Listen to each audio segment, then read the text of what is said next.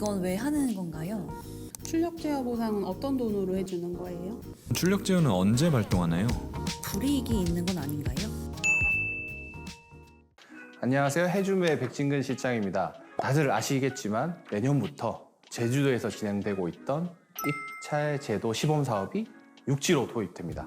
입찰 제도가 육지로 왔을 때 내 발전소가 재생에너지를 어떻게 판매하는 게 바뀌는지 오늘 한번 알아보려고 하는데요. 여러 가지 얘기하면서 좀 많이 질문해주면 좋을 것 같습니다. 입찰 제도를 좀 설명을 먼저 해야 될 것 같은데요. 아마 많이들 헷갈리시는 게 이 입찰이란 말이 들어가서 많이들 좀 혼동이 오실 텐데, 간단하게 말하면 재생에너지 발전 사업자가 내일 내 발전소가 얼마의 재생에너지를 생산하는데 이 생산량을 다 사주세요라고 전력거래소에 입찰을 합니다.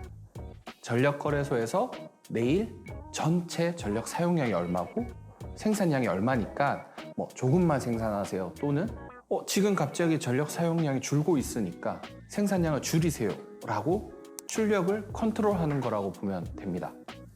그럼 이건 왜 하는 건가요?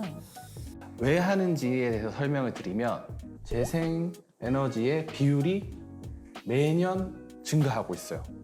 그리고 재생에너지의 가장 큰 특징이 뭐냐? 바로 기후 조건에 따라서 재생에너지의 생산량이 달라지는 거죠. 그러면 취합해보면 재생에너지의 비율이 많아지고 이 많아진 재생에너지가 얼마 생산할지를 모르게 되는 거죠. 거기에 따라서 기존 발전원들, 화력, LNG, 원자력 같은 발전원들이 가동을 중지해야 되는 상황까지 올 수도 있게 돼요.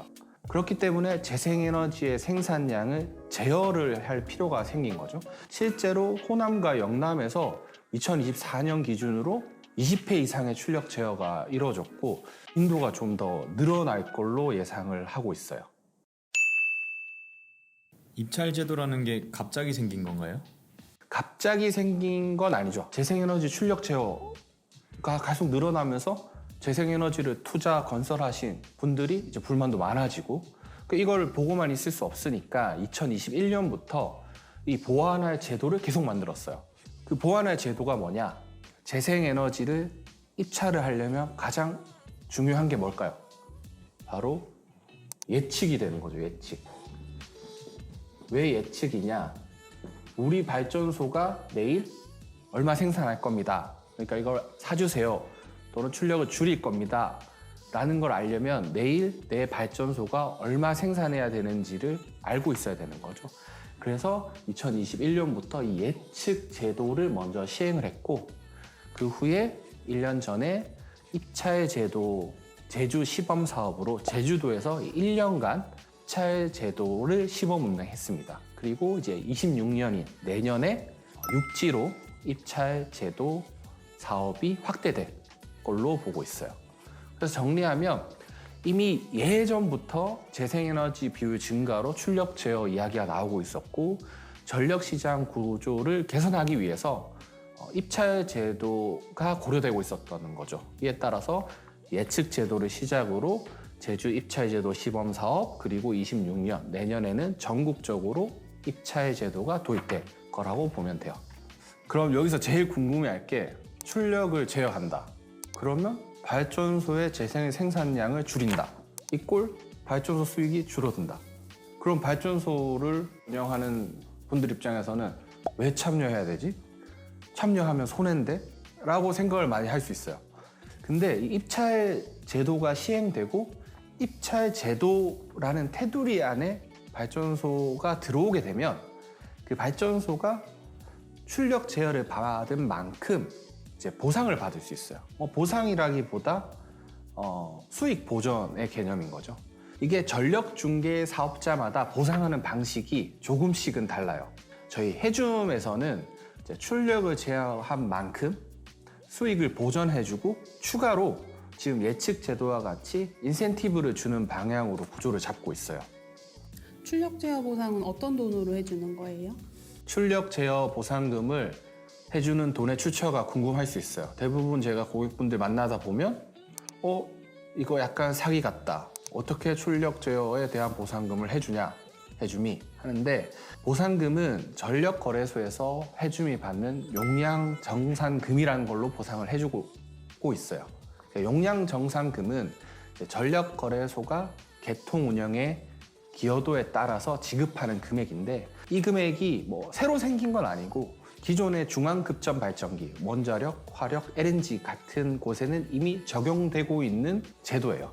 그래서 재생에너지 입찰 제도에 참여하게 되면 해줌이 중앙급전 발전기와 동등한 보상 체계로 용량 정산금을 받게 되고, 그 용량 정산금으로 발전 소유주들한테 수익 보전, 추가 인센티브를 주는 방식으로 이제 진행을 할 예정이에요. 그럼 출력 제어는 어떤 방식으로 진행이 되는 건가요? 출력 제어를 하는 방식이 여러 가지가 있는데, 이제 인버터 제어입니다. 인버터를 제어한다. 그리고 두 번째가 MOP 제어. 그리고 세 번째가 인력 투입입니다. 물론 이 안에 인버터 제어 안에도 뭐 여러 가지가 있어요. 인버터의 출력에 캡을 씌운다든지, 인버터의 뭐 주파수를 조절한다든지, 실시간 출력을 제어할 여러 가지 방법인데 크게 세 가지고요. 저희 해줌에서는 인버터 출력 제어를 가장 많이 하고 있고 가장 선호합니다. MOP나 인력에 비해서 출력 제어하는 걸 조금 더 디테일하게 제어할 수 있고, 해줌의 관제실에서 원격으로 다 제어를 할 수 있기 때문에 가장 인버터 출력 제어를 선호하고요. 그리고 여기서 또 많이 궁금해 하시는 부분이, 인버터 출력을 제어한다 하면 내 인버터가 물이 가지 않을까? 30년 동안 써야 되는데. 그런 고민을 하실 수 있는데, 인버터 출력 제어를 하는 조건이 실제로 이 인버터 안에 출력 제어를 하는 기능이 원래 탑재가 되어 있습니다. 근데 그 탑재되어 있는 기능을 현재 안 쓰고 있는 거죠. 비활성화시켜서. 근데 해줌에서 이 출력 제어를 하기 위해서 기존에 있는 인버터의 출력 제어 기능을 활성화시켜서 출력을 제어하기 때문에 인버터에 무리가 없다고 보시면 되고, 실제로 해줌에서 지금 1년간 제주 시범 사업을, 입찰제도 시범 사업을 운영할 때 출력 제어로 인해서 인버터 고장 이슈는 없었어요, 한 번도. 그럼 출력 제어는 언제 발동하나요? 출력 제어는 보통 저희가 보니까 봄철 3에서 5월 달에 출력 제어가 좀 빈도가 많이 나오고 있습니다. 지금까지 들어보면 출력 제어 보상과 인센티브를 주기 때문에 입찰 시장에 들어가는 것이 좋아 보이는데, 혹시 설치비나 가입비가 있는 건 아닌가요? 좋은 질문인데요. 이제 해줌에서 진행하는 입찰 제도 프로모션이죠. 에서는 가입비는 별도로 없고요. 인버터 출력을 제어하기 위한 통신 장비 같은 게 설치가 되는데, 그런 비용도 해줌에서 이제 선투자하는 거라고 보시면 됩니다. 이 입찰 제도에 참여하기 위해서는 전력거래소, 즉 KPX 계량기를 꼭 설치해야 돼요. 그래서 한전 PPA 고객은 KPX 계량기를 변경한 작업을 해야 되는데, 이것 또한 이제 해줌에서 이제 투자, 인허가, 설치, 봉인까지 다 대행하고 있으니까 크게 걱정 안 하셔도 됩니다. 그러면 만약 발전소가 고정 계약이 되어 있는 경우에는 입찰 시장에 가입이 가능한가요? 고정 가격에 계약이 되어 있으면 더 유리해요. RPS 장기 계약이죠. 왜 그러냐 하면 출력 제어를 진행하고 거기에 대한 이제 수익 보전을 해줄 때 현물 시장보다 고정 가격이 되어 있으니까 고정 가격으로 이제 수익 보전을 해주기 때문에 조금 더 유리하다고 보면 될 것 같고요. 근데 요즘에 토지나 이런 가중치가 낮은 태양광 발전소의 경우에는 이제 아리백 PPA 계약을 진행하는 경우가 많아지고 있고 유리하다고 판단을 하시는데, 이렇게 아리백 PPA로 계약을 진행하는 경우에는 입찰 제도에 들어올 수가 없습니다.